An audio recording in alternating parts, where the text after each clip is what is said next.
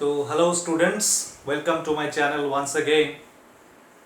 তো দেখতেই পাচ্ছ বোর্ডে আমরা আজকে যেটা করব সেটা হচ্ছে কারেন্ট ইলেকট্রিসিটির আমাদের এটা লেকচার নাম্বার 5 এবং এটাই কারেন্ট ইলেকট্রিসিটির থিওরিটিক্যাল পার্টের লাস্ট লেকচার হতে চলেছে আশা করা যায়।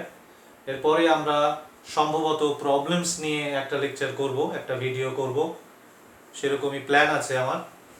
তো তোমরা প্রবলেম পাঠাতে পারো আমাকে, আমি সেই সমস্ত প্রবলেমগুলো নিয়ে এবং আমার কিছু সিলেক্টেড প্রবলেম নিয়ে আরেকটা ভিডিও করার ইচ্ছা আছে। ওকে, আচ্ছা। তো আজকে আমাদের যে টপিক, সেই টপিকে আমরা এর আগের দিন যেখানে শেষ করেছিলাম সেটা হচ্ছে combination of registers, series combination, parallel combination and mixed combination, এবং আমি এটাও বলেছিলাম যে প্রবলেমসগুলো করতে আশা করি তোমরা চেষ্টা করেছো। তো সেই যে সমস্তগুলো পারোনি সেগুলো আমাকে পাঠাবে, আমি সেগুলো নিয়ে প্রবলেমের যে আলাদা ভিডিওটা করব সেখানে ডিসকাস করব। আচ্ছা, আজকে আমাদের তার নেক্সট টপিকগুলো আমরা ডিসকাস করব। তো টপিকগুলো আমি বোর্ডে পরপর লিখে রেখেছি, যেটা আমরা যে সিরিয়ালে আমরা যে অর্ডারে আমরা ডিসকাশনটা করব সেটা হচ্ছে ফার্স্ট টপিক হচ্ছে about EMF, internal resistance and lost volt, অর্থাৎ তড়িৎচালক বল, অভ্যন্তরীণ রোধ এবং নষ্ট ভোল্ট সম্পর্কে। তারপরে শান্ট নিয়ে একটু আলোচনা করব। তারপরে অ্যামিটার এবং ভোল্টমিটার কি, এদেরকে কিভাবে বর্তনীতে যুক্ত করা হয় এবং এই সংক্রান্ত কিছু প্রবলেমস করব। কম্বিনেশন অফ সেলস, অর্থাৎ তড়িৎ কোষ, একাধিক তড়িৎ কোষকে যদি কোনো বর্তনীতে শ্রেণীতে বা সমান্তরালে বা মিশ্র সমবায়ে যুক্ত করা হয় তাহলে পরে কিভাবে প্রবাহ মাত্রা নির্ণয় করতে হয় সেই বিষয়ে আলোচনা হবে। এবং নিউমেরিক্যাল প্রবলেমস যদি সময় পাওয়া যায়, কিছু প্রত্যেকটা কনসেপ্টের উপরেই একটা বা দুটো নিউমেরিক্যাল প্রবলেম করার চেষ্টা করব। এটা নাও হতে পারে, আই ডোন্ট নো ভিডিওটা কত লম্বা হয় তার উপরে ডিপেন্ড করবে। তবে আমি প্রত্যেকটা যে সমস্ত টপিকগুলো বা কনসেপ্টগুলোর উপরে নিউমেরিক্যাল বেশি আসার সম্ভাবনা থাকে, আমি সঙ্গে সঙ্গে পড়ানোর সঙ্গে সঙ্গে সেইখানে হয়তো একটা বা দুটো নিউমেরিক্যাল করব এখানে। ওকে, তো চলো শুরু করা যাক, লেটস স্টার্ট। ওকে,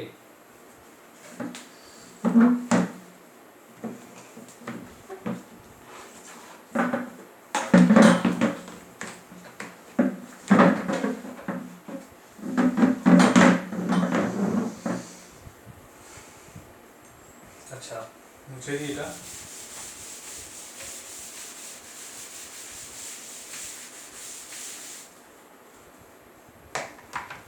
তো আমাদের ফার্স্ট টপিক যেটা ছিল, লেখা ছিল, সেটা হচ্ছে ইএমএফ, ইন্টারনাল রেজিস্ট্যান্স, অভ্যন্তরীণ রোধ,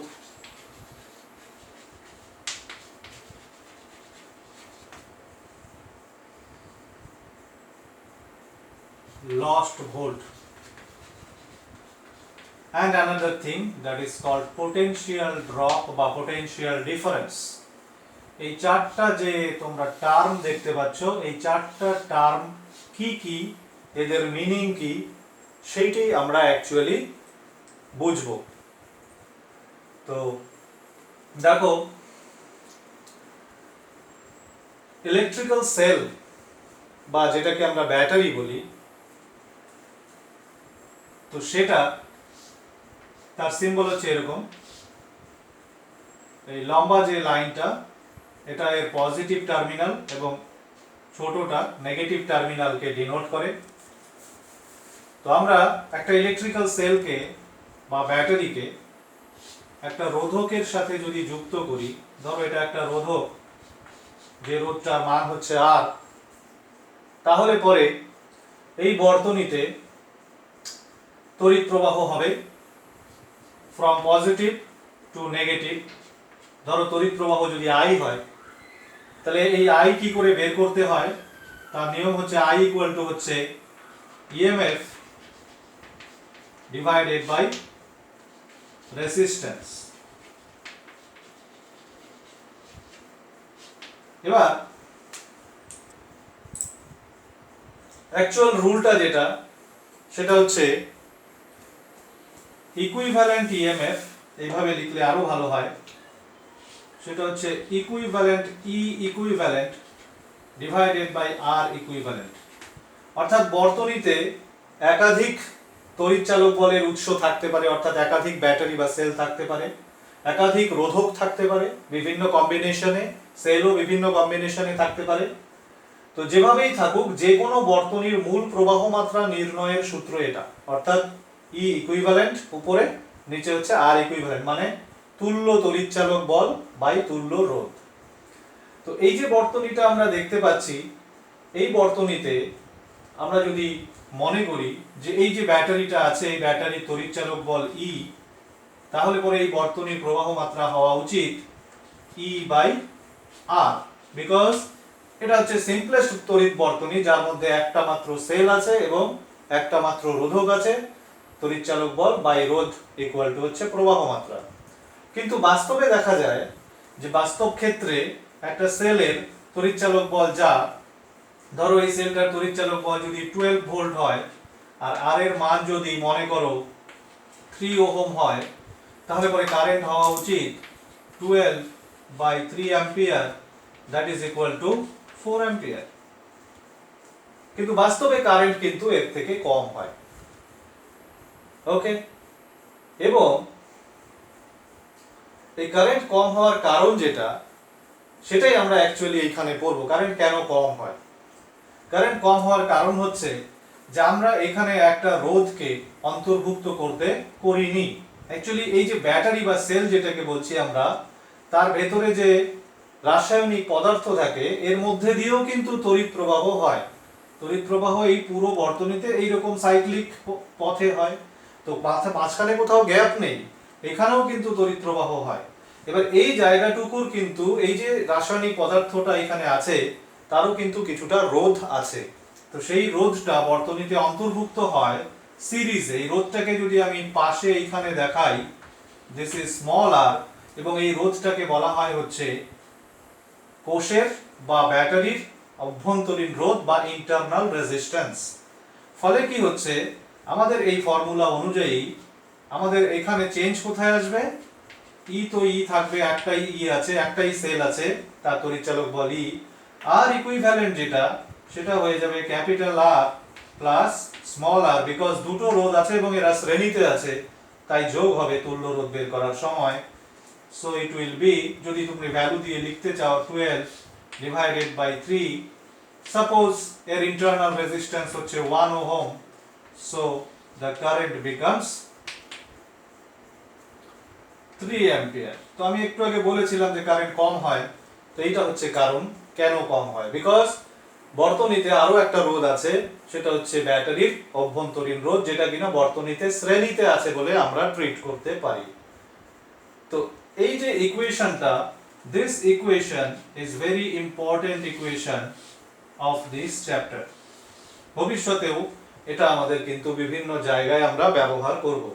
এই ইকুয়েশনটার তাৎপর্য কি দেখো, এটা থেকে আমরা এটাকে যদি এইভাবে লিখি যে E equal to I into R plus I into small r. এই যে IR, এটা কিন্তু এই রোধের দুই প্রান্তের বিভব পার্থক্য, অথবা বলতে পারো যে ব্যাটারির প্রান্তীয় বিভব পার্থক্য, এই দুই বিন্দুর বিভব পার্থক্য। এটাকে যদি A বলো, এটাকে যদি B বলো, আমি এখানে এটাকে যদি B বলো, তাহলে এই A আর B বিন্দুর বিভব পার্থক্যই কিন্তু এটা, বিকজ A আর B বিন্দুর বিভব পার্থক্য মানে এটাকে দুই ভাবে বলা যায়। এটা হচ্ছে বহির্রোধের প্রান্তীয় বিভব পার্থক্যও বলতে পারো, অথবা ব্যাটারির দুই প্রান্তের বিভব পার্থক্যও বলতে পারো। ব্যাটারি কিন্তু এই হোল থিংটা, এইটা পুরোটা হচ্ছে ব্যাটারি, এটা তো এর ভেতরে আছে, তো আমি বোঝার সুবিধার জন্য এটাকে বাইরে রেখেছি, অ্যাকচুয়ালি এটা এর ভেতরে। তো ব্যাটারি দুই প্রান্তের বিভব পার্থক্য মানেও যা, এই রোধের প্রান্তীয় বিভব পার্থক্য মানেও তাই, বিকজ এই যে সংযোজী তার যেটা, এদের কিন্তু কোনো রোধ নেই বলে আমরা ধরি বর্তনীতে। হ্যাঁ, আমরা এই যে যতদিন কারেন্ট ইলেকট্রিসিটি পড়বো ততদিন এইগুলো, এই যে স্ট্রেট লাইনগুলো আমরা যে আঁকি সার্কিট বানানোর জন্য, এগুলো কিন্তু সংযোজী তার, এদের কিন্তু রোধ নগণ্য।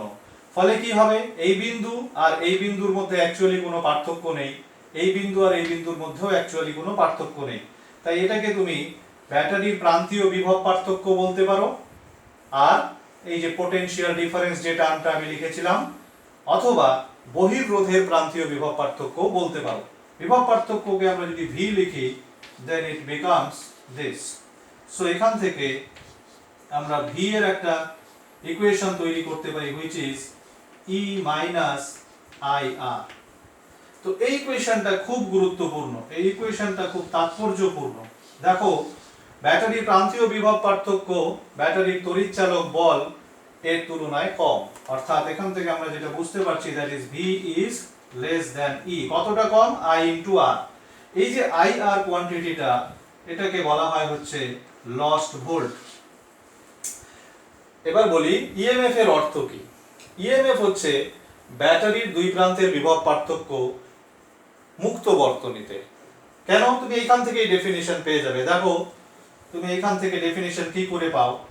If I equal to 0 then V becomes E বা E becomes V। তার মানে কি?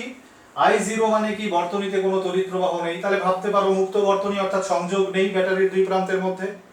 মুক্ত বর্তনীতে ব্যাটারির দুই প্রান্তের বিভব পার্থক্যই হচ্ছে ওই ব্যাটারির তড়িৎচালক বল। কিন্তু যখনই বর্তনী বদ্ধ করা হবে, কোনো একটা রোধের দ্বারা যুক্ত করা হবে, তখন কিন্তু বিভব পার্থক্য তড়িৎচালক বলের থেকে কম হয়। কতটা কম হয়? আইআর পরিমাণ। এই আইআর পরিমাণ যেহেতু কম হয়, তাহলে আমরা বলতে পারি যে এটা আমাদের নষ্ট হয়ে গেল। অ্যাকচুয়ালি এখানে 12 ভোল্ট ছিল, এই এক্সাম্পলটাই যদি আমি নেই, দেখো এখানে ছিল 12 ভোল্ট, তাহলে এর দুই প্রান্তে কত জেনারেট হচ্ছে? আমাদের কারেন্ট কত আসছিল? 3 অ্যাম্পিয়ার। তাহলে 3 ইনটু 3 আইআর, এই যে V equal to 3 into 3 volt equal to 9 volt. তাহলে বাকি 3 ভোল্ট কোথায় গেল? এইখানটায়। এটা হচ্ছে ভিএল বা lost volt which is 3 into current into 1, কারণ এই জায়গাটার resistance 1 ohm. So this is 3 volt. এই 9 ভোল্ট আর 3 ভোল্ট যদি অ্যাড করো, এই যে তোমার 9 ভোল্ট, এই জায়গাটা হচ্ছে 9 ভোল্ট, এই জায়গাটা হচ্ছে 3 ভোল্ট, অ্যাড করো 12 ভোল্ট। তুমি 3 ভোল্টটা তার মানে তুমি পাচ্ছ না। অর্থাৎ একটা ব্যাটারিকে এখান থেকে যে কনসেপ্টটা আমাদের অর্জন করতে হবে সেটা হচ্ছে একটা ব্যাটারির তড়িৎচালক বলের মান যা, সেটা কিন্তু বর্তনীতে ওকে যুক্ত করলে পরে কিন্তু আমরা বিভব পার্থক্য, ওই ব্যাটারির দুই প্রান্তের বিভব পার্থক্য কিন্তু তার চেয়ে কম হবে, এবং যতটা কম হয় সেটাকেই আমরা বলি লস্ট ভোল্ট। এটা পুরোপুরি ডিপেন্ড করবে যে ওর ইন্টারনাল রেজিস্ট্যান্স কত। যদি ইন্টারনাল রেজিস্ট্যান্স বেশি হয় তাহলে লস্ট ভোল্ট বেশি হবে এবং প্রান্তীয় বিভব পার্থক্য কম হবে, আর যদি কম হয় তাহলে প্রান্তীয় বিভব পার্থক্য বেশি হবে, লস্ট ভোল্ট কম হবে। ওকে, আচ্ছা, এখান থেকে আমরা আরেকটা জিনিস ডিফাইন যেটা করলাম সেটা হচ্ছে যে হোয়াট ইজ ই। ই মানে আসলে কি? ই মানে হচ্ছে when I equal to 0 E is equal to V, that is মুক্ত বর্তনীতে I0 মানে কি? সংযোগ নেই, ব্যাটারির দুই প্রান্তের মধ্যে কোনো সংযোগ নেই, অর্থাৎ এরকম। ওকে, তো এইরকম বর্তনীতে কিন্তু তড়িৎ প্রবাহ শূন্য থাকে, সেই সময় ব্যাটারির দুই প্রান্তের বিভব পার্থক্য সেটাই হচ্ছে ই, সেটাই তড়িৎচালক বল। অন্য সব ক্ষেত্রে যখনই বর্তনী বদ্ধ করা হবে তখন ভি এর মান কিন্তু ই এর তুলনায় সব সময় কম হবে। ওকে, সো এই হচ্ছে এখানে যে চারটা কোয়ান্টিটির কথা আমরা লিখেছিলাম। ইএমএফ, ইএমএফ মানে কি? when I equal to 0 E equal to V, এটা হচ্ছে ইএমএফ এর ডেফিনিশন। ইন্টারনাল রেজিস্ট্যান্স মানে কি বললাম, লস্ট ভোল্ট কি সেটা বললাম, পোটেনশিয়াল ডিফারেন্স মানে কি সেটাও কিন্তু আমরা পড়েছি। এই যে পোটেনশিয়াল ডিফারেন্সের এইটা হচ্ছে ইকুয়েশন। ওকে, আচ্ছা, নেক্সট টপিক যেটা আমাদের ছিল সেখানে চলে যাই। আমাদের নেক্সট টপিক ছিল হচ্ছে শান্ট। টপিক নাম্বার 2 ছিল শান্ট। What is shunt? শান্টের বাংলা হচ্ছে বিকল্প পথ, সোজা কথায়। তো বিকল্প পথ কি, কোথায় ব্যবহার হয়? আচ্ছা, ধরো একটা বৈদ্যুতিক যন্ত্র আছে, মনে করো এটা একটা গ্যালভানোমিটার যার রোধ হচ্ছে জি। তো এর ভেতর দিয়ে গ্যালভানোমিটার অ্যাকচুয়ালি কি যন্ত্র? এর হচ্ছে তড়িৎ প্রবাহ পরিমাপক যন্ত্র। খুব ক্ষুদ্র তড়িৎ প্রবাহ মাত্রা অ্যাকচুয়ালি গ্যালভানোমিটার পরিমাপ করতে সক্ষম। কিরকম ক্ষুদ্র? মিলি অ্যাম্পিয়ার থেকে শুরু করে মাইক্রো অ্যাম্পিয়ার পর্যন্ত রেঞ্জের তড়িৎ প্রবাহ মাত্রা গ্যালভানোমিটার, ইভেন ন্যানো অ্যাম্পিয়ার পরিমাপ বা ডিটেক্ট করতে পারে। গ্যালভানোমিটারকে অ্যাকচুয়ালি কারেন্ট ডিটেক্টর বলা হয়, কারণ কি খুব স্মল অ্যামাউন্ট অফ কারেন্টও যদি কোনো পরিবাহীর ভিতর দিয়ে পাস হতে থাকে গ্যালভানোমিটার কিন্তু সেটা ডিটেক্ট করতে পারে। ওকে, মানে এতটাই সেনসিটিভ ও যে ও স্মল প্রবাহ মাত্রাতেও সাড়া দেয়। এই মুভি গ্যালভানোমিটার কিভাবে তৈরি হয় তার থিওরি আমরা পড়বো ইলেকট্রোম্যাগনেটিজমের চ্যাপ্টারের মধ্যে, শেষের দিকে আছে। তো এখানে সেই বিষয়টা ডিসকাস করছি না, বাট এইটুকু জানো যে গ্যালভানোমিটার হচ্ছে একটা সেনসিটিভ তড়িৎ যন্ত্র, যে যন্ত্রের সাহায্যে আমরা কারেন্ট ডিটেক্ট করতে পারি, মেজারও করতে পারি। কিন্তু গ্যালভানোমিটারের ভেতর দিয়ে যে তড়িৎ প্রবাহ মাত্রাটা সর্বোচ্চ যেতে পারে, ধরো এই গ্যালভানোমিটারটার মধ্যে দিয়ে যে সর্বোচ্চ তড়িৎ প্রবাহ যেতে পারে সেটা আইজি। ওকে, এবার আমরা যদি কোন এই যন্ত্রটাকে কোনো বর্তনীতে ব্যবহার করি যেখানে তড়িৎ প্রবাহ মাত্রা হচ্ছে মূল প্রবাহ মাত্রা হচ্ছে I and which is greater than IG, তাহলে কিন্তু এই প্রবাহ এই যন্ত্রটা কিন্তু নষ্ট হয়ে যাবে, কারণ এর ভেতর দিয়ে বেশি তড়িৎ প্রবাহ গেলে এর ভেতরে যে একটা কয়েল থাকে, কয়েলের মধ্যে এত তাপ উৎপন্ন হবে যে সেটা পুড়ে যেতে পারে। তখন আমরা কি করি, একে বাঁচানোর জন্য আমরা কি করি, এর সাথে সমান্তরালে একটা খুব ছোট্ট মানের রোধ যুক্ত করে দেই। এই রোধের মানটা আমরা ক্যালকুলেশন করে এমন ভাবে নির্বাচন করি যাতে এই আই প্রবাহ মাত্রার বেশিরভাগ অংশ এর ভেতর দিয়ে যায় এবং এর ভেতর দিয়ে আইজির বেশি না যায়। তো আমাকে সেটা ক্যালকুলেশন করে বের করতে হবে যে এস এর মান কত হলে পরে আমরা এনশিওর করতে পারবো যে এর ভেতর দিয়ে আইজি বেশি যাবে না। সেটাই হচ্ছে আমার উদ্দেশ্য, একে বাঁচানোর জন্য আমাকে তাই করতে হবে।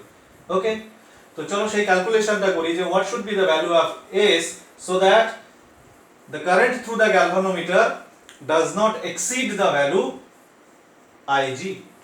চলো, তো ধরো এই দিক দিয়ে যে কারেন্টটা যাচ্ছে সেটা IS, তাহলে তুমি লিখতেই পারো সমান্তরালের যে আমাদের কারেন্টের ক্যারেক্টারিস্টিক সেটা হচ্ছে I equal to IG plus IS। এটা মেইন কারেন্ট আসলো, দুটো ব্রাঞ্চে চলে গেল, সুতরাং এই দুটোর যোগফল এটা হবেই। এবার আমরা সমান্তরালের আরেকটা বৈশিষ্ট্য ব্যবহার করছি, আমরা লিখতে পারি যে এই দুই বিন্দু A বিন্দু আর B বিন্দু যদি বলো, এই দুই বিন্দুর বিভব পার্থক্য V ইকুয়াল টু তুমি কি লিখতে পারো, তুমি লিখতে পারো IS ইনটু S, আবার তুমি এও লিখতে পারো IG ইনটু G। দেখো IS ইনটু S মানে ওই দুই বিন্দুর বিভব পার্থক্য, আবার IG ইনটু G মানে ওই দুই বিন্দুর প্রবাহ মাত্রা ইনটু রোধ মানে বিভব পার্থক্য, প্রবাহ মাত্রা ইনটু রোধ, প্রবাহ মাত্রা ইনটু রোধ। সো আমাদের উদ্দেশ্য ছিল কি বের করা, S। So S will be IG into G divided by IS, which is IG into G। IS কে আমরা IG দিয়ে লিখে দিই, main current I minus IG লিখতে পারি। এই কারেন্টটা এখানে আসলো, IG এই দিক দিয়ে যদি যায় তাহলে পরে বাকিটা এই দিক দিয়ে যাবে, বিয়োগ করে দিলেই ওটা হবে। IS মানে actually I minus IG equal to G by divide করে দেই, তাহলে I by IG minus 1, so it becomes G by n minus 1। n হচ্ছে এই সংখ্যাটা, অর্থাৎ I by IG। I by IG টা একটা অনুপাত নির্দেশ করে, সেটা হচ্ছে যে ভেতর দিয়ে যে কারেন্টটা পাঠানো হবে সেটা ও যেটা সহ্য করতে পারে, ওর যেটা সর্বোচ্চ প্রবাহ মাত্রার সীমা তার তুলনায় কত গুণ।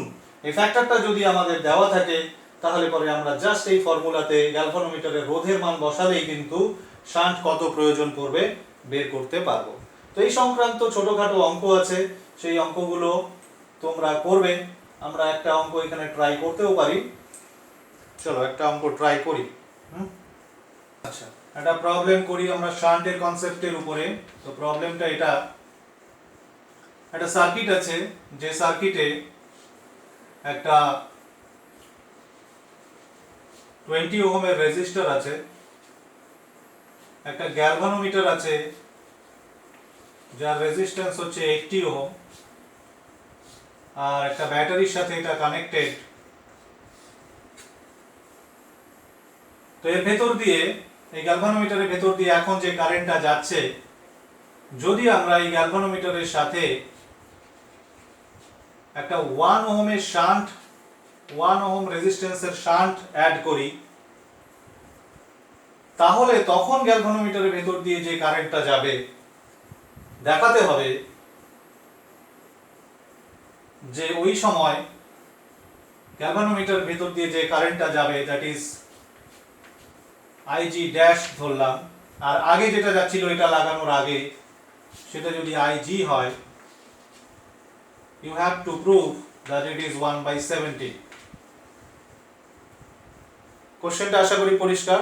আরেকবার বলি তাহলে। আচ্ছা আরেকবার বলি। একটা সার্কিট ছিল, যে সার্কিটে একটা ব্যাটারি আছে, সেই ব্যাটারির সাথে একটা 20 ওহমের রেজিস্ট্যান্স এবং তার সাথে সিরিজে একটা 80 ওহমের গ্যালভানোমিটার কানেক্টেড ছিল। তো এর ভেতর দিয়ে একটা certain amount of current flow করছিল। এবার আমরা এই গ্যালভানোমিটারটার সঙ্গে একটা 1 ওহমের শান্ট অ্যাড করলাম প্যারালালে। শান্ট অবশ্যই প্যারালালি অ্যাড হয়। এবার দেখাতে হবে যে এখন গ্যালভানোমিটারের ভেতর দিয়ে যে কারেন্টটা যাচ্ছে it is actually 1/17 of previous current. This is the question. Okay? তো চলো শুরু করি। কি করে সলভ করব এটা? তো আমরা ফার্স্ট সার্কিটটার কথা ভাবি। Suppose the EMF of the cell is E, তাহলে প্রথম অবস্থায় এর ভেতর দিয়ে যে কারেন্টটা যাচ্ছিল সেটা যদি IG ধরি আমরা, এটা ছিল না, ইমাজিন করো, তাহলে EMF of the circuit is E, equivalent EMF বলো বা যাই বলো, কারণ একটাই সেল আছে সুতরাং চিন্তার কোনো কারণই নেই। নিচে হচ্ছে equivalent resistance of the circuit which is 20 plus 80 that is equal to E by 100, যদি ইউনিট লিখতে চাও অ্যাম্পিয়ারে, ইটা তাহলে ভোল্টে আছে, নিতে হবে, মনে করে নিতে হবে। Okay, so this was the current before the connection of the shunt. This was the current through the galvanometer and also through the 20 ohm resistor because they were in series. এবার কোশ্চেন হচ্ছে এই সার্কিটে কি হবে। তো এই সার্কিটের এবার মেইন কারেন্ট আগে বের করতে হবে। এই সার্কিটে কিন্তু ডাইরেক্টলি আইজি বের করা যাবে না, বিকজ এখানে এই যে কারেন্টটা আসলো, এখানে এসে এই কারেন্টটা কিন্তু দুটো পার্টে ডিভাইড হবে, একটা এই দিক দিয়ে যাবে আরেকটা এই দিক দিয়ে যাবে। তো ফার্স্ট আমাকে এই কারেন্টটা বের করতে হবে which is the main current, which is called the main current. So what is the formula for main current? Main current is equal to equivalent EMF of the circuit divided by equivalent resistance of the circuit. So what is the equivalent resistance now? 20. তার সাথে সিরিজে আছে এই দুটোর parallel combination, isn't it? দুটোর parallel কত হবে? 80 into 1 divided by 81. Formula ছিল, মনে করো, R1 R2 divided by R1 plus R2. So this is the main current now. So it will be 81E divided by 162.0 divided plus 80, which will be 81E divided by 1700. So this is the main current now. এখন বের করব যে এর ভেতর দিয়ে কত যাচ্ছে, নতুন আইজি, এটাকে আমি আইজি ড্যাশ বললাম। সো আইজি ড্যাশ, এবার একটু মনে করো যে আমি ব্রাঞ্চের ফর্মুলা বলেছিলাম যে সমান্তরালে ব্রাঞ্চের ভেতর দিয়ে কত কারেন্ট যায় সেটা কি করে বের করতে হয়। তো তার ফর্মুলা হচ্ছে, আমি এটার ভেতর দিয়ে যদি বের করি তাহলে এটা হবে 1/80 plus 1 into I। যদি R1 এর ভেতর দিয়ে কারেন্ট বের করো তাহলে R2 by R1 plus R2 into I, যদি R2 এর ভেতর দিয়ে বের করো তাহলে R1 by R1 plus R2 into I। এর আগের ভিডিওতেই আমি বলেছিলাম। তো চলো, তাহলে এটা কত হবে? 1/81 into I কত আমাদের? 81 E divided by 1700, ঠিক কি না? So 81 cancel, so it becomes E by 1700. তো obvious।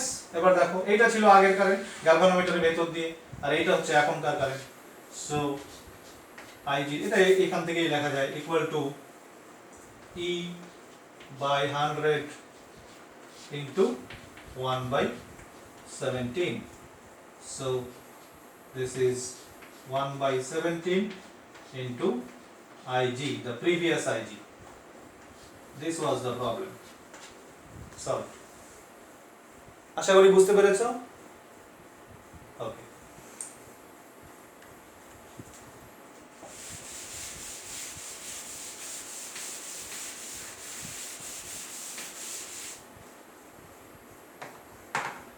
এবার নেক্সট টপিকে যাচ্ছি আমরা। আমাদের নেক্সট টপিক হচ্ছে অ্যামিটার অ্যান্ড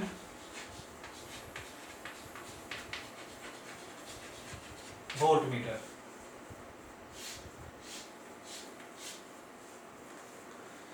আচ্ছা, অ্যামিটার ভোল্টমিটার আলাদা আলাদা দুটো তড়িৎ যন্ত্র, কিন্তু বাস্তবে এদেরকে বানানো হয় একটা যন্ত্র থেকে। এর ভেতরের যে অ্যাকচুয়াল কম্পোনেন্ট সেটা একটাই, সেটা হচ্ছে গ্যালভানোমিটার। গ্যালভানোমিটারকেই আমরা অ্যামিটার হিসাবে ইউজ করতে পারি, ভোল্টমিটার হিসাবে ইউজ করতে পারি, তার মধ্যে একটু মডিফিকেশনস করতে হয়।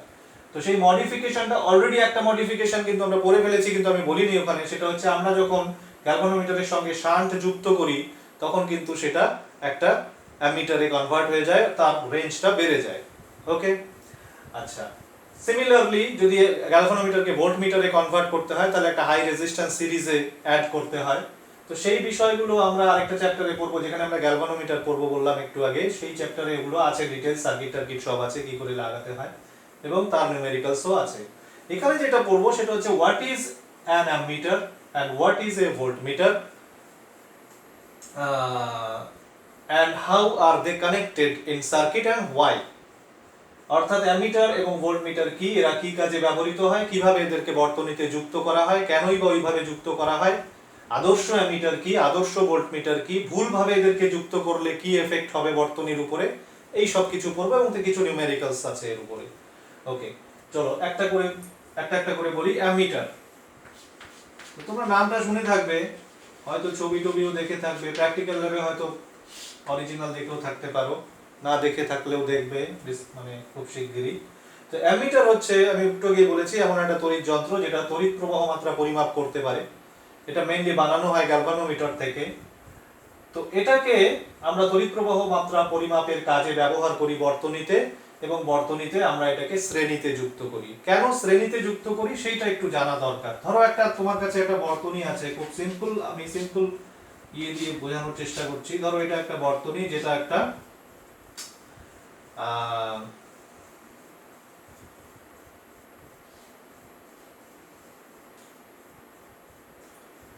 একটা আর রোধ আছে মনে করো। আচ্ছা, ভ্যালুগুলো দিয়ে দিলে ভালো হয় বোধহয়। ঠিক আছে, আর রোধ, ই তড়িৎচালক বল। ধরো অভ্যন্তরীণ রোধ নেই, আমি সিম্পলিসিটির জন্য অভ্যন্তরীণ রোধ 0 ধরলাম। আচ্ছা, একটু আগে আরেকটা কথা বলে নিই, আমার এই মুহূর্তে মনে পড়লো। সেটা হচ্ছে একটু আগে আমরা নিউমেরিক্যালটা করলাম, সেখানে একটা ব্যাটারি নিয়েছিলাম আমি। সেই ব্যাটারিটার কিন্তু আমরা অভ্যন্তরীণ রোধ 0 নিয়েছিলাম। এটা অ্যাকচুয়ালি ওই প্রবলেমটাতে বলাই ছিল, বা বলা থাকবে প্রবলেমটাতে। হ্যাঁ, ওটা আমি বলতে ভুলে গেছি। তোমাদের হয়তো কনফিউশন হতে পারে যে ব্যাটারির অভ্যন্তরীণ রোধ থাকলে তো ইকুয়েশনগুলো ওই রকম হবে না। তো ওটা কিন্তু 0 ছিল। ওকে, আচ্ছা, এবার এখানে আসি।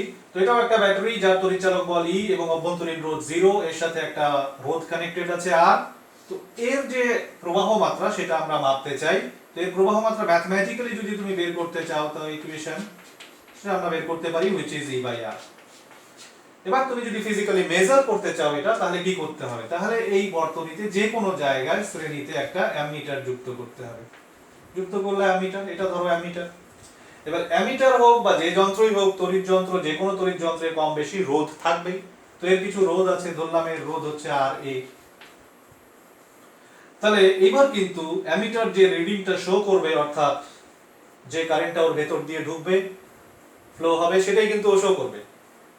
তো তোমাদের কি মনে হয়, ও কি এই কারেন্টটা শো করতে পারবে?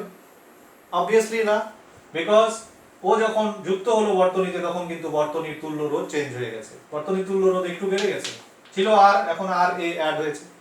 তাহলে নতুন যে কারেন্টটা ওর ভেতর দিয়ে যে কারেন্টটা ফ্লো করবে, that will B I dash, which is equal to E by R plus RA। এবার এখান থেকে একটা জিনিস খুব পরিষ্কার, this I dash will always be less than I। তুমি যে কারেন্টটা মাপতে যাচ্ছিলা সেটা তুমি তো পাবেই না, একটু কম পাবে সব সময়। তার মানে এরর থাকবে, এবং এররটা কি রকম? নেগেটিভ এরর, অর্থাৎ অরিজিনাল ভ্যালু যেটা সেটা বেশি, তুমি যেটা পাচ্ছ সেটা কম। ওকে, এবার আমাদের তাহলে কি করা উচিত? এখন ভাবো একটু, যদি আর এ খুব বেশি হয়, আর এ যদি খুব বেশি হয়, তাহলে এই কারেন্টটার উপরে, বা যে কারেন্টটা ওখানে আগে ফ্লো করছিল তার উপরে খুব বেশি এফেক্ট করবে। which is not desirable। তাহলে কি করতে হবে, আমাদের এই যন্ত্রটা এমন ভাবে তৈরি করতে হবে যাতে কিনা আর এর মান খুব কম হয়। সেই জন্য অ্যামিটারের রোধ কিন্তু খুব কম হয়, এবং যেহেতু রোধ কম সেই জন্য ওকে শ্রেণীতে যুক্ত করা হয়, এবং শ্রেণীতে যুক্ত করলে ওর ভেতর দিয়ে যে কারেন্টটা ফ্লো করে সেই কারেন্টটা নিয়ারলি অরিজিনাল কারেন্টের ইকুয়াল হয়। আর এর মান যত কম হবে তত এই যোগফলটা প্রায় আর এর কাছাকাছি হবে এবং কারেন্টটা তত আই এর কাছাকাছি হবে। ওকে, তো অ্যামিটার তাহলে কি, সংক্ষেপে বলতে গেলে অ্যামিটার হচ্ছে একটা তড়িৎ যন্ত্র যেটা তড়িৎ প্রবাহ মাত্রা পরিমাপের কাজে লাগে, যেটাকে বর্তনীতে শ্রেণী সমবায়ে যুক্ত করা হয় এবং যার রোধ খুবই কম, নগণ্য। এবং একটা আদর্শ অ্যামিটারের রোধ হচ্ছে 0, যদিও বাস্তবে এরকম বানানো সম্ভব না, তবুও যদি আদর্শ বানানো যেত এরকম অ্যামিটার, যেটাকে আমরা আদর্শ বলতে পারতাম, তাহলে তার রোধ কত হতে হতো, 0 হলে এই কারেন্টটা এক ফোঁটাও চেঞ্জ হবে না, which is practically impossible to build। এটা একটা পুরোপুরি আদর্শ জিনিস তো জানোই, এটা জাস্ট একটা idea. Okay, so this is ammeter. এবারে অ্যামিটারের একটা প্রবলেম করা যাক, তাই না? একটা প্রবলেম আমরা নিচ্ছি। প্রবলেমটা এরকম যে একটা সার্কিট আছে, যে সার্কিটে একটা রেজিস্টার আছে, এই রেজিস্টারটা হচ্ছে 20 ওহমের রেজিস্টার, তার সাথে একটা ব্যাটারি কানেক্টেড আছে। ব্যাটারিটা হচ্ছে ইএমএফ হচ্ছে 2 ভোল্ট, ইন্টারনাল রেজিস্ট্যান্স নেই। তো এই হচ্ছে সার্কিটটা। এবার এটার মধ্যে যে কারেন্টটা ফ্লো করছে সেই কারেন্টটাকে মাপতে গিয়ে আমরা যদি এখানে একটা কোথাও অ্যামিটার ইউজ করি, এই অ্যামিটারটা ইউজ করলাম, সাপোজ এর রেজিস্ট্যান্স হচ্ছে আর এ, দেখা গেল যে এটা দিয়ে যখন আমরা কারেন্ট মেজার করলাম, কারেন্ট মেজারমেন্টে 20% এরর হচ্ছে। So what is the value of the resistance of the ammeter? কোশ্চেনটা কি পরিষ্কার? আরেকবার বলি, এই সার্কিটটা তোমার কাছে আছে, অ্যামিটারটার কথা বাদ দাও, এটা একটা সিম্পল সার্কিট, একটা ব্যাটারি আছে, তার তড়িৎচালক বল 2 ভোল্ট, অভ্যন্তরীণ রোধ 0, একটা রোধ 20 ওহমের যুক্ত আছে, এর ভেতর দিয়ে নির্দিষ্ট মানের একটা প্রবাহ মাত্রা যাচ্ছে। এবার একটা অ্যামিটার যুক্ত করে যদি কারেন্টটাকে মাপতে যাই তখনই 20% এরর হয়, তাহলে অ্যামিটারটার রোধ কত? তো চলো সলভ করি। প্রথমত অ্যামিটার লাগানোর আগে কারেন্ট বের করি, কত ছিল, I equal to কত ছিল, 2 divided by 20 ampere, that is equal to 1 by 10 ampere। EMF by resistance of the circuit, EMF 2, resistance 20, আর এটা তো নাই 0, তাহলে 1 by 10 ampere। এবার অ্যামিটার লাগানোর পরের কারেন্ট বের করি, I dash equal to EMF same, resistance will be 20 plus a new resistance which is the resistance of the ammeter, so this is the new current। And according to question this I dash is equal to 20% error মানে কি, তার মানে আগের কারেন্টের তুলনায় এই কারেন্টটা 20% কম। কারণ আমরা শিখেছি একটু আগে যে অ্যামিটার লাগালে কি হয়, কারেন্ট কিন্তু কমে যায়, নেগেটিভ এরর হয় সব সময়। নেগেটিভ এরর মানে হচ্ছে যে রিডিং যেটা পাওয়া যায় সেটা অলওয়েজ অরিজিনালের থেকে কম। ওকে, তো আই থেকে 20% বাদ দাও, আই এর 20% বাদ মানে হচ্ছে আই বাই 5, তাই না? আই এর 20% মানে হচ্ছে 1/5 of I, so this is equal to 4I by 5।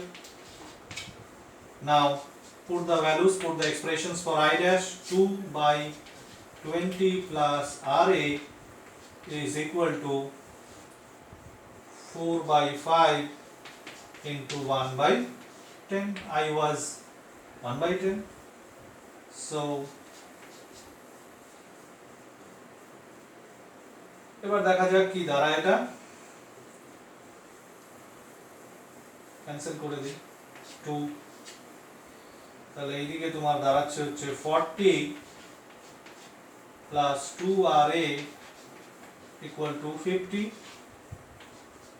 so RA is equal to 50 minus 40 মানে 10 by 2, that is equal to 5 ohm। So this is the answer of this question, very simple, কিন্তু কনসেপ্টটা থাকতে হবে।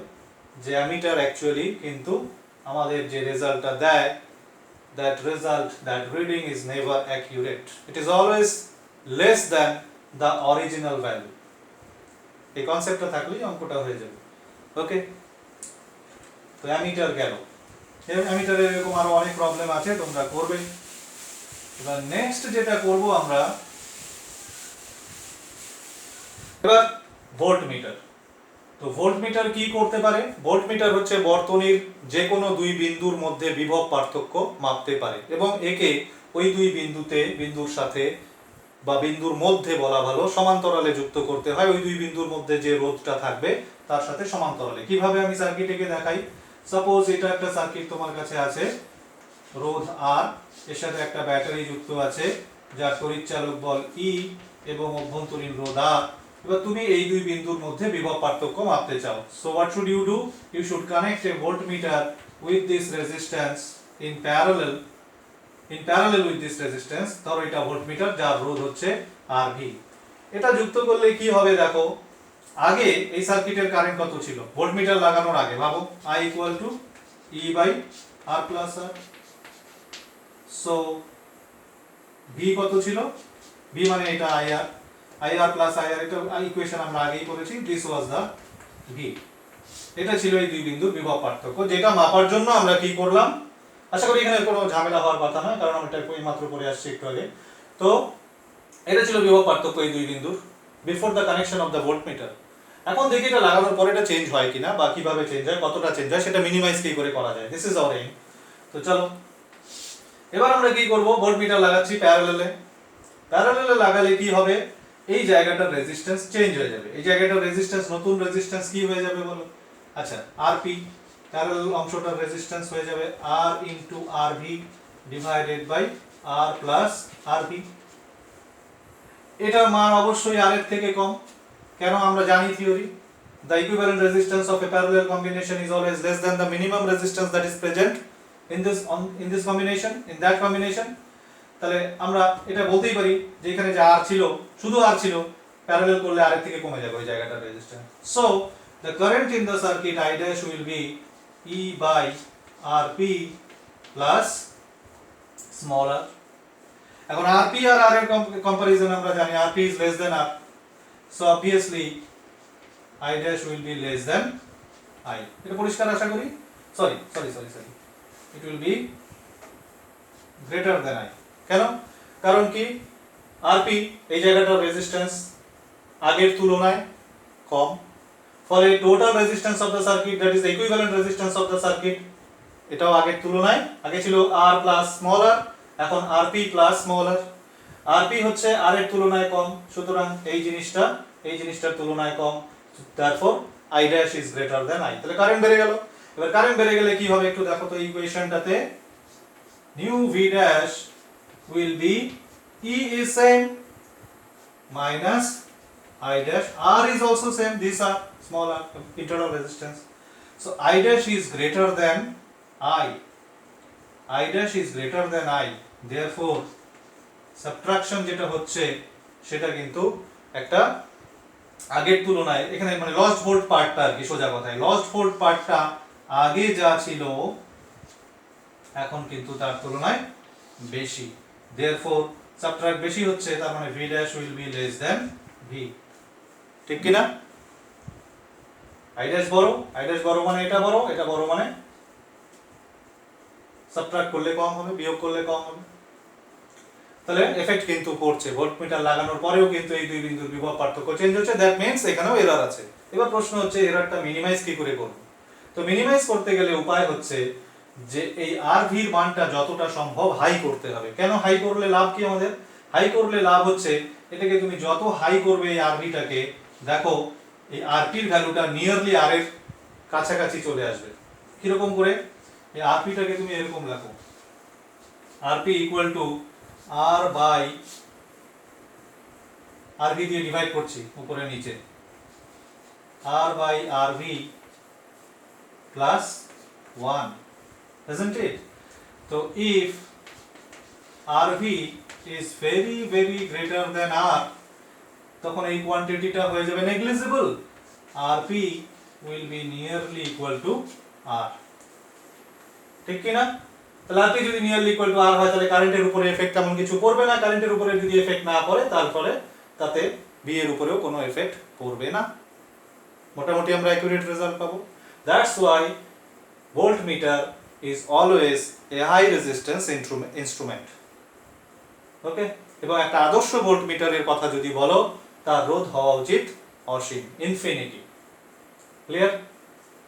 So this is the concept of voltmeter, the whole concept of voltmeter. এরও কিছু numericals আছে, করবে, আমি পরের টপিকে চলে যাব। তো ওকে, আমাদের নেক্সট টপিকে চলে যাচ্ছি।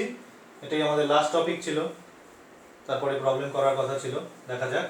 তো লাস্ট টপিক আমাদের যেটা ছিল সেটা হচ্ছে কম্বিনেশন অফ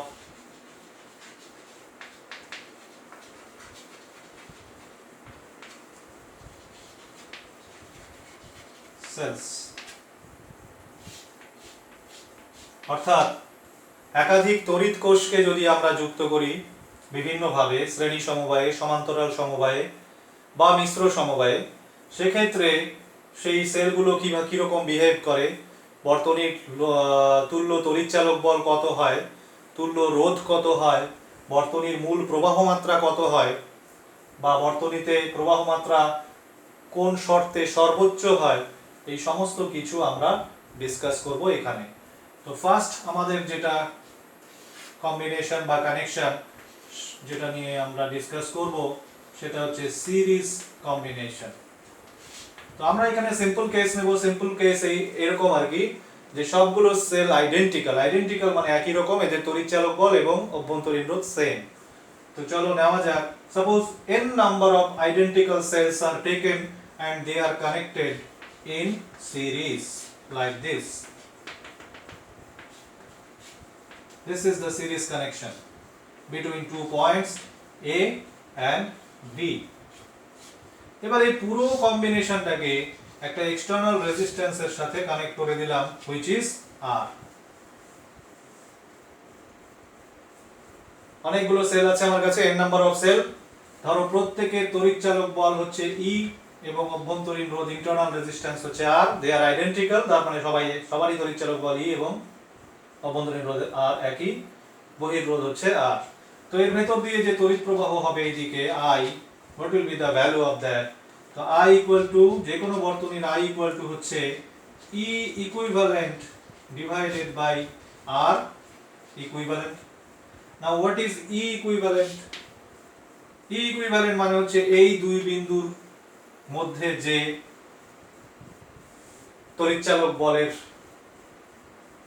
বলের উৎসগুলোকে যুক্ত করা আছে, এই দুই বিন্দুর মধ্যে আছে, তো এই দুই বিন্দুর বলতে পারো লব্ধি তড়িৎচালক বল। তো সেটা এই ক্ষেত্রে কত হবে এটা আমরা খুব ইজিলি ক্যালকুলেট করতে পারি। সেটা হচ্ছে এরকম, I যদি 0 ভাবো, মনে করো কানেকশন নাই আর এর সাথে, তাহলে এই দুই বিন্দুর বিভব পার্থক্য E, এটাই এখানকার তড়িৎচালক বল, তারপরেরটাও E, তারপরেরটাও E, তারপরেরটাও E। তো তুমি যদি পরপর যোগ করো তাহলে এই দুই বিন্দুর মধ্যে কিন্তু মুক্ত বর্তনীতে বিভব পার্থক্য জেনে যাবে। That will be E plus E plus E plus E divided by equivalent resistance কত, এটা একটা R আছে, তার সাথে সিরিজে এরা সবাই আছে, তার মানে R plus R n সংখ্যক R, ঠিক কি না? So it will be NE divided by R plus NR. So this is the formula for current in series combination. Okay? তো এখানে কি হয় দেখো, এখানে কিন্তু EMF যেটা সেটা কিন্তু n টাইমস হয়ে যায়। আমরা এই যে ব্যাটারি ইউজ করি, অ্যাকচুয়ালি কি ব্যাটারি আর সেলের মধ্যে একটা সূক্ষ্ম পার্থক্য আছে, সেটা যে ছোট ছোট যে মানে ইউনিটগুলো সেগুলোকে আমরা সেল বলি। অনেকগুলো সেলকে যদি আমরা অ্যাড করি মানে কম্বাইন করি, সিরিজ হোক প্যারালাল হোক, তাহলে ওটাকে আমরা ব্যাটারি বলি। যেমন এটা একটা ব্যাটারি কিন্তু, ওকে, আমরা স্থূল অর্থে ব্যাটারির জায়গায় সেল, সেলের জায়গায় ব্যাটারি বলি ঠিকই, এটা একটা সূক্ষ্ম পার্থক্য আছে। ব্যাটারি মানে এই জিনিসটা। তো এই ব্যাটারিটার তড়িৎচালক বল কি হয়েছে দেখো, একটা ব্যাটারি একটা সেলের যা তড়িৎচালক বল তার n গুণ হয়ে গেছে, তো আমরা কিন্তু এটাই হতে দেখি, এটাই করি আমরা। দেখো যে টর্চে বা যে সমস্ত ইনস্ট্রুমেন্ট ব্যাটারি দিয়ে চলে, পেন্সিল ব্যাটারি, তো দেখবে 2, 3, 4টে ব্যাটারি ইউজ করতে হয়, তারা কিন্তু সিরিজে থাকে। তোমরা একটু ভালো করে কানেকশনটা ফলো করবে, দেখবে সিরিজে থাকে তারা। ওকে, আচ্ছা, মাঝখানে একটাকে যদি তুমি উল্টা করে দাও, মানে কানেকশনটা ব্রেক হয়ে যায়, এরকম যদি করে দাও আর কি। আমরা অনেক সময় ওই ইনস্ট্রুমেন্টগুলোকে আনইউজড অবস্থায় পড়ে থাকলে কি করি, ব্যাটারি একটাকে উল্টা করে রেখে দিই, তখন ওটা ওপেন সার্কিট হয়ে যায় আর ওটা মানে ড্রেইন হয় না ব্যাটারিটা। যাই হোক, তো আমরা কিন্তু ওই টর্চে হোক বা অন্যান্য ইনস্ট্রুমেন্টে হোক এরকম সিরিজ কম্বিনেশন কিন্তু ইউজ করে থাকি, দেখবে। ওকে, চলো এবার আমরা চলে যাই নেক্সট আমাদের কম্বিনেশন, সেটা হচ্ছে প্যারালাল কম্বিনেশন।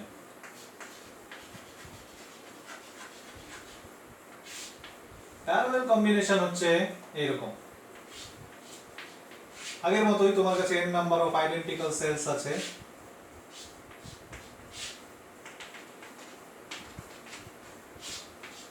এবং এইভাবে ওদের পজিটিভ টার্মিনাল গুলো সব একটা পয়েন্টে connected,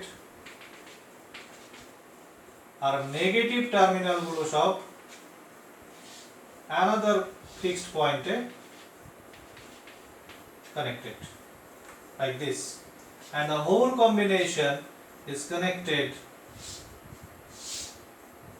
with an external resistance R, E small r. So what will be the current through this resistor? External resistance এর ভিতর দিয়ে কারেন্ট কত ফ্লো করবে? তো বেসিক যে প্রিন্সিপল সেটা একই, that is I equal to E equivalent divided by R equivalent. E equivalent কত? এই ক্ষেত্রে যেটা হবে, দেখো এই দুই বিন্দুর মধ্যে মুক্ত বর্তনীতে বিভব পার্থক্য, তাই না? আমাদের সংজ্ঞা অনুযায়ী যদি বলি আমরা, এগুলো অন্যভাবেও কিন্তু করা যায়। আমরা যদি একটু কারশফ ল দিয়ে করতে চাই, করতে পারি, কোনো অসুবিধা নেই। সেটা এই চ্যাপ্টারে নেই, পরের চ্যাপ্টারে আছে, তখন হয়তো ট্রাই করে দেখা যাবে। আচ্ছা, এখানে এই কনসেপ্ট থেকেই হয়, তো এই দুই বিন্দুর মধ্যে যে তড়িৎচালক বল আছে লব্ধি, সেটা কিন্তু ই, অ্যাড আপ হবে না এরা। ওকে, কারণ বিন্দু দুটো তো ওই দুটোই, প্রত্যেকের এক, সব রাস্তাতেই একই, তো একটাই হবে E. But the equivalent resistance will be R plus এই যে স্মল আর গুলো আছে, small r small r small r, এটা কিন্তু প্যারালালে আছে এবার, ফলে n number of small r resistors are in parallel. The combination, the equivalent resistance of this parallel combination will be r by n, তাই না? 1 by r, 1 by r, 1 by r, 1 by r, n by r, তারপরে উল্টে দাও r by n। So এটাকে আমরা simplify করলে হবে ne divided by n into capital R plus small r. This is the formula for the current through this resistor when the cells are connected in parallel. Okay, so this is the second combination. এটা ছিল 2 নম্বর actually আমাদের। Number 3, mixed.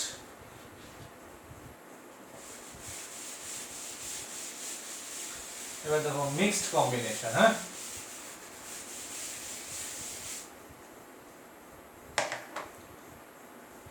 mixed grouping of cells or mixed combination of cells. তো বিষয়টা কি, কি রকম combination? তার এখানে সিরিজও থাকবে, প্যারালালও থাকবে, বুঝতেই পারছো। সাপোজ তোমার কাছে total n number of cell আছে, এবার নাম্বারটা ক্যাপিটাল N নিলাম, এবং এদেরকে এইভাবে অ্যারেঞ্জ করা আছে সিরিজে। ধরো এরকম একটা লাইন, এই লাইনে টোটাল নাম্বার অফ সেল আছে মনে করো n, স্মল n। এরকম আরো একটা লাইন আছে, এটা তো একই নাম্বার অফ সেল আছে, এরকম আরো আছে, আরো আছে,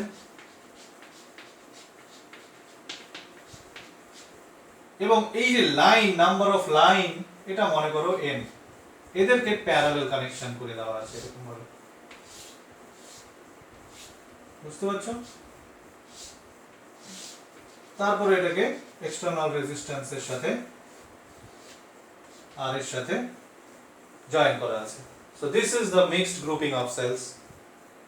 এরকম টোটাল নাম্বার অফ সেল হচ্ছে n, এক একটা লাইনে n নাম্বার অফ সেল আছে, এরা সিরিজে আছে, এবং এরকম লাইন আছে, টোটাল নাম্বার অফ লাইনস হচ্ছে m, এরা প্যারালালে আছে। সো n কে, ক্যাপিটাল n কে আমরা কি লিখতে পারি? Number of line into number of cells in each line, isn't it? M into n is equal to, this is the total number of cells. Okay, now we have to find the current through this external resistor R. I equal to, basic principle same, E equivalent divided by R equivalent. What is E equivalent? E equivalent হচ্ছে এই পুরো যে কম্বিনেশনটা আছে এর মধ্যে তুল্য তড়িৎচালক বল। একটা রাস্তায় কত আছে সেটা বলো, সেটা আমরা সবাই জানি, এটা হচ্ছে এনই। কেন এনই? বিকজ আমরা জানি যে রাস্তায় যে এই যে লাইনগুলো আছে এরা কিন্তু, এখানে যে সেলগুলো আছে এক একটা লাইনে, এরা কিন্তু সিরিজে আছে। সিরিজে কয়টা করে আছে? এন, এনই, সিরিজে এনই হয়, আমরা জানি এটা আর, সরি, ওকে। এবার লাইনগুলো যতগুলোই থাক প্যারালালে, আমরা জানি প্যারালালে যতগুলো সেলই থাক, ইকুইভ্যালেন্ট তড়িৎচালক বল বা ইকুইভ্যালেন্ট ইএমএফ কিন্তু ওটা একটা এক লাইনে যেটা সেটাই হয়। তাহলে এটাতে এনি, এটা এনি, এনি, এনি, যতগুলোই থাক এনিই হবে। প্যারালালে আমরা শিখলাম একটু আগে। এবার কম্বিনেশনের রেজিস্ট্যান্স কত? ক্যাপিটাল আর প্লাস এই লাইনে এনআর, এই লাইনে এনআর, এই লাইনে এনআর, এগুলো সব parallel, number of line M, so NR by M, so it is MNE divided by M into capital R N into small r. This is the formula for the current through the external resistor R. Okay. এবার এটাকে নিয়ে আরেকটা কাজ আমরা করতে পারি।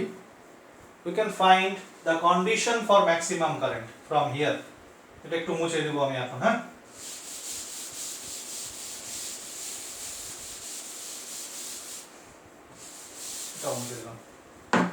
So what is the expression for current? I equal to MNE, এখানে আবার লিখছি, I equal to MNE divided by M into capital R plus N into small r. আমরা কি বের করতে যাচ্ছি? যে আমরা কি করে অ্যারেঞ্জ করলে সার্কিটের কারেন্ট সবচেয়ে বেশি হবে, মানে অ্যারেঞ্জমেন্ট, মানে M এর মান আর N এর মান, ক্যাপিটাল R আর স্মল r, এদের ভ্যালুর মধ্যে কি রিলেশন থাকলে পরে আমরা সার্কিটে সবচেয়ে বেশি কারেন্ট পাবো সেইটা বের করতে যাচ্ছি। ওকে, সো চলো টপিকটা তাহলে দিয়েই নেই, হেডিংটা সেটা হচ্ছে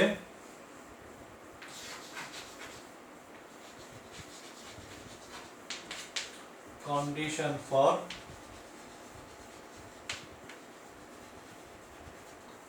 ম্যাক্সিমাম কারেন্ট।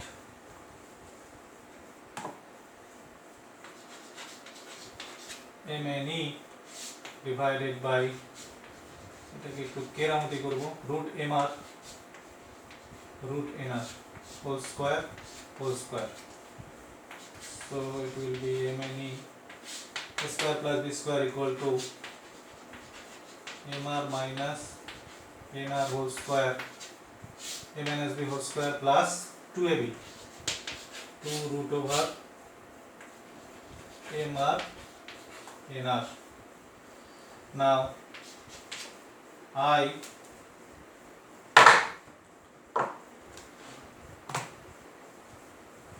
will be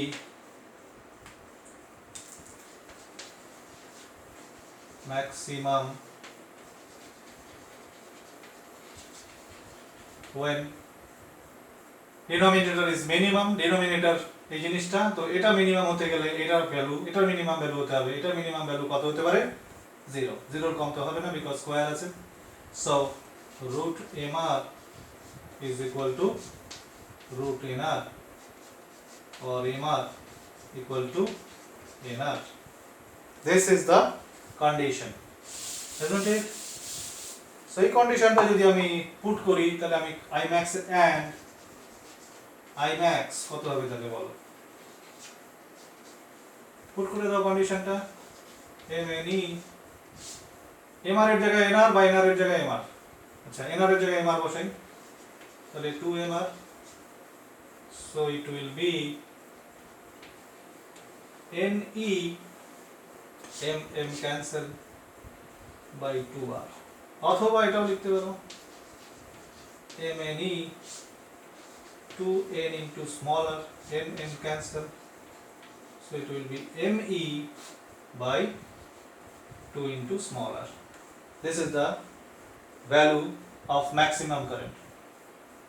তো এই যে কনসেপ্টটা, এই কনসেপ্টের উপরেও দেখবে কিছু নিউমেরিক্যালস হয় আছে, খুবই ইজি হয় এগুলো, এমন কিছু কঠিন না, আশা করি করতে পারবে। জাস্ট এই কন্ডিশনটা জানলেই আর কম্বিনেশনে কি করে কারেন্ট বের করতে হয়, বেসিক প্রিন্সিপালগুলো জানলেই করা যায় এগুলো। তো আমি এখানে আর এক্সাম্পল নিচ্ছি না এটা, ওকে, কারণ ভিডিও এমনিতেই অনেক লম্বা হয়ে যাচ্ছে। নেক্সট ভিডিওতে যদি প্রবলেমসের উপরে ভিডিও যখন করবো তখন যদি কোনো এরকম এই কনসেপ্টের উপরে ভালো প্রবলেম যদি থাকে নিশ্চয়ই করব। ওকে, আমরা মুভ করে যাচ্ছি পরের টপিকে।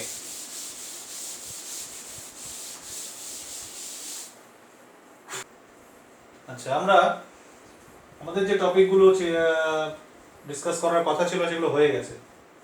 আমি এখানে একটা এক্সট্রা জিনিস বলবো যেটা তোমাদের বইতে প্রবলেমের মধ্যে পাবে।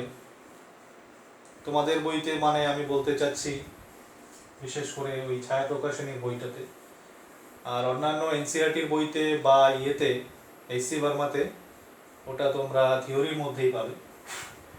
সেটা হচ্ছে আমরা যে কম্বিনেশনগুলো পড়লাম না, বিশেষ করে সিরিজ আর প্যারালাল, সেখানে আমাদের সেলগুলো আইডেন্টিক্যাল ছিল। আইডেন্টিক্যাল মানে যাদের ইএমএফ এবং ইন্টারনাল রেজিস্ট্যান্স সেম ছিল সবার।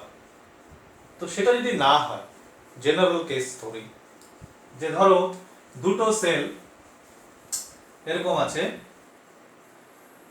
আমি এখানে দুটো টপিকই ডিসকাস করি সিরিজ।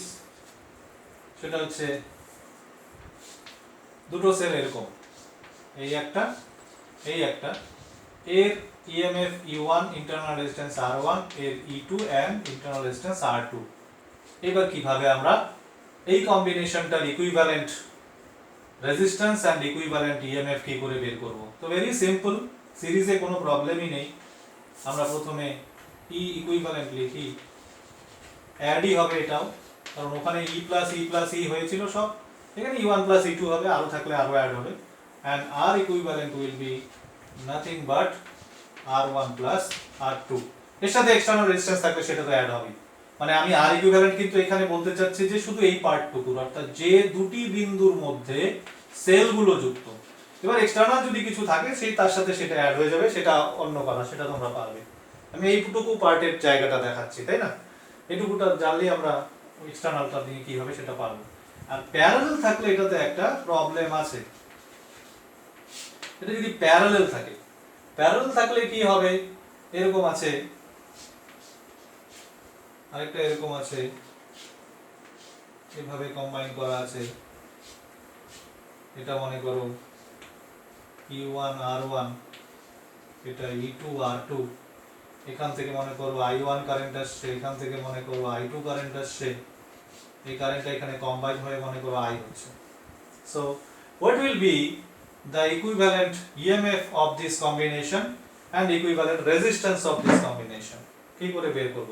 ইকুইভ্যালেন্ট রেজিস্ট্যান্সে কোনো ঝামেলা নেই, কারণ এখানে R1 আর R2 প্যারালাল আছে। আমি এটা একবারে আগেই লিখে দেই, it will be R equivalent is equal to R1 R2 divided by R1 R2 parallel আছে, সো প্যারালালে যা হওয়ার তাই হবে। এটা যদি সেম হতো তাহলে হতো R/2, যদি n নাম্বার অফ থাকতো তাহলে হতো R/n, যেটা আমরা আগে করেছি একটু আগে। বাট এখানে সমস্যাটা হচ্ছে ই ইকুইভ্যালেন্টটা বের করব কিভাবে। ই ইকুইভ্যালেন্ট এটা করতে গেলে অ্যাকচুয়ালি এটা কারশফ ল দিয়ে করলে ভালো হয়। তাছাড়াও আরেকটা মেথড আছে, সেটাই আমি দেখাচ্ছি, যেহেতু কারশফ ল আমরা এখনো পড়িনি, তো আমি সেই মেথডটা এখানে দেখাচ্ছি। ওকে, এখানে করব, উপরে করি, হ্যাঁ, ওকে। তো চলো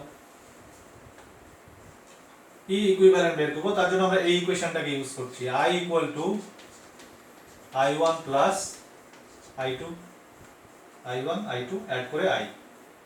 এবার দেখো আমাদের এই ইকুয়েশনটা একটু খেয়াল করো, v equal to E minus IR, বিখ্যাত ইকুয়েশন, আজকেই শিখেছি, আজকে না মানে আমরা ক্লাস 10 ওইটা ছিল আমাদের।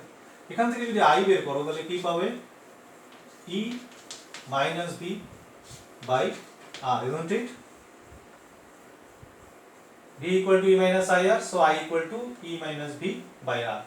এবারে i1 equal to আমরা লিখতে পারি, দেখো i1 মানে এই রাস্তার প্রবাহ মাত্রা, এই রাস্তায় তড়িৎচালক বল কত, e1 minus i1 r1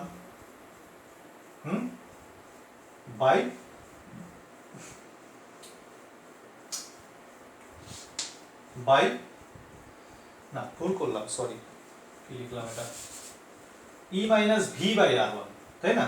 V মানে হচ্ছে এই দুই বিন্দুর বিভব পার্থক্য, যেটা কিনা এই রাস্তা দিয়েও যা এই রাস্তা দিয়েও তাই।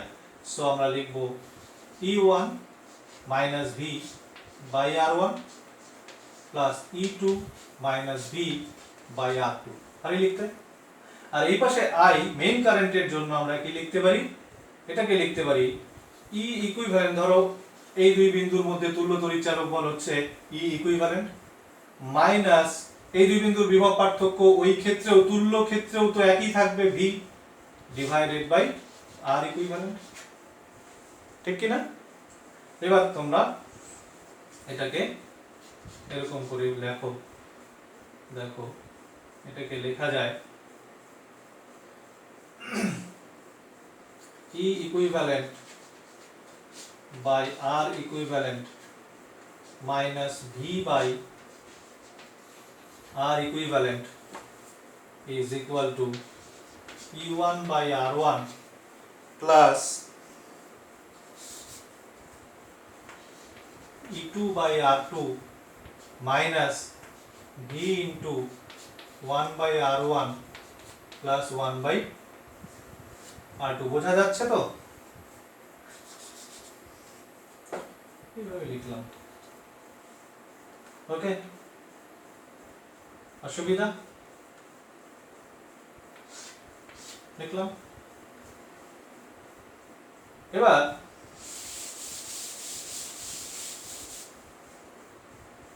একটুখানি দেখো, আমরা এই দুটোকে কম্পেয়ার করি, দুটো সাইড কম্পেয়ার করলেই কিন্তু বুঝে যাব কোনটা কি। দেখো এই যে আর ইকুইভ্যালেন্ট আইডেন্টিফাই করতে পারছো, comparing we get 1 by r equivalent is equal to 1 by r1 plus 1 by r2 and E equivalent is equal to E1 by r1 plus E2 by r2 into এটা গিয়ে এখানে মাল্টিপ্লাই হয়ে যাবে, ঠিক কিনা? ওকে, তো আমরা লিখতে পারি E1 R2 plus E2 R1 divided by R1 R2 into R equivalent, তো জানি আমরা, এই যে এখান থেকে আমি আগেই লিখে রাখছিলাম, একটু আগে এখানে ছিল নিচে লেখা, তো এখানে বসিয়ে দিলেই হবে R1 R2 divided by R1 plus R2, R1 R2 cancel, so it is E1 R2 plus E2 R1 divided by R1 plus R2. So this is the formula for E equivalent when two cells of different হোক আর যাই হোক, actually এটাকে general formula হিসাবেও কিন্তু তোমরা treat করতে পারো। যদি আইডেন্টিক্যাল হয় তাহলে ই আর এন ই আর হবে ডিভাইডেড বাই এন আর হবে, সো এন কাটা আরও কাটা ই থাকবে। আর যদি আইডেন্টিক্যাল না হয় তাহলে এটাই হবে, যা থাকবে তাই হবে। This is the actual formula, general formula কিন্তু এটা। এবং আমরা এর আগে যেটা করলাম আইডেন্টিক্যাল সেলের ক্ষেত্রে যেটা করেছি সেটা কিন্তু অ্যাকচুয়ালি স্পেশাল কেস, ওটাকে জেনারেল ভাববে না, এটা জেনারেল, ওটা স্পেশাল কেস। কিন্তু আমরা তাহলে স্পেশাল কেস আগে করলাম কেন? বিকজ আমরা কারশফের রুল এখনো শিখিনি, তো কারশফের রুল যদি শিখতাম তাহলে অ্যাকচুয়ালি করা যেত, অনেক বইতে এভাবে করা আছে এনসিইআরটি তে, এনসিইআরটি না সরি এসসি ভার্মাতে বিশেষ করে কারশফ লটা আগে দেওয়া আছে এবং সেই অনুযায়ী এইটা ওরা করেছে, করে তারপরে জেনারেল এটা জেনারেল ফর্মুলা বের করে তারপরে স্পেশাল কেস বলেছে। Okay, when e1 e2 e3 are equal r1 r2 r3 are equal, তখন কি হবে, সিম্পল কেস। তো এই যে এরকম যদি থাকে unequal EMF unequal internal resistance, তখন কিন্তু এইভাবে আমরা ই ইকুইভ্যালেন্ট বের করি। আর ইকুইভ্যালেন্ট বের করার ক্ষেত্রেও এখান থেকেই বের হয় অ্যাকচুয়ালি, তো এটা এমনিতেও আমরা আইডেন্টিফাই করতে পারি, সুতরাং এটা আগে থেকেই বোঝা যায় কি হবে, কারণ সিরিজ আর প্যারালালি তো তার তো কম্বিনেশনের ইকুইভ্যালেন্ট রেজিস্ট্যান্স আমরা জানি। এই হচ্ছে একটা টপিক যেটা আমার বলার ছিল, তো বললাম। আচ্ছা, এটার উপরেও কিন্তু নিউমেরিক্যালস হয়, দেখবা তোমরা এই কনসেপ্টটা থাকলে নিউমেরিক্যালটা করতে পারবা, কোনো প্রবলেম হবে না, বইতে করেও দেওয়া আছে দুই একটা।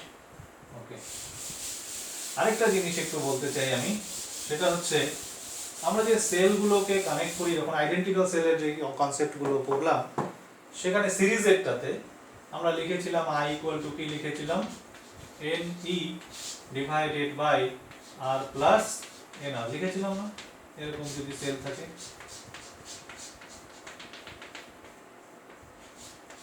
n নাম্বার অফ সেল যদি ইয়েতে থাকে এবং তার সাথে যদি একটা এক্সটার্নাল রেজিস্টার কানেক্টেড থাকে, বলেছিলাম। এবার ভাবো যে এর মাঝখানে কিছু সেল উল্টো করে লাগানো আছে, ধরো এরকম আছে, তারপরে আবার ঠিক চলছে ঠিক চলছে ঠিক চলছে, আবার একটা উল্টো করে লাগানো আছে, এরকম ভাবে আছে। ধরো টোটাল নাম্বার অফ সেল হচ্ছে n এবং out of n x number of cell মনে করো উল্টা লাগানো আছে, positive negative negative positive connect, নেগেটিভের সাথে পজিটিভ কানেক্টেড হওয়ার কথা, কিন্তু মাঝে মাঝে কোথাও কোথাও নেগেটিভ নেগেটিভ কানেক্টেড হয়ে আছে মনে করো। তো তখন তাহলে আমরা ইকুইভ্যালেন্ট যে ইয়েটা ইএমএফটা ই ইকুইভ্যালেন্ট তার ক্যালকুলেশন কি করে করব, এটা সিম্পলটা কিভাবে করব আমরা, সেটা হচ্ছে যে সেলগুলো টোটাল নাম্বার অফ সেল কত, NE,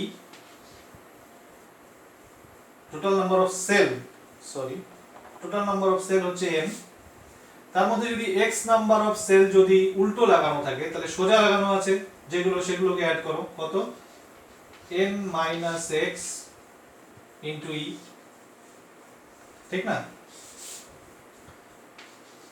n minus x into e,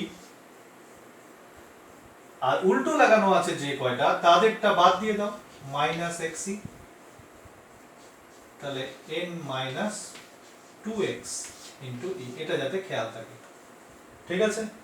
তার মানে আমরা অনেক সময় কি ভুল করে দিই, যে n number of cell total আর x টা যদি উল্টো লাগানো থাকে, ধরো মনে করো আমি for example total number of cell হচ্ছে 4 আর মনে করো একটা সেল উল্টো লাগানো আছে, তাহলে ইকুইভ্যালেন্ট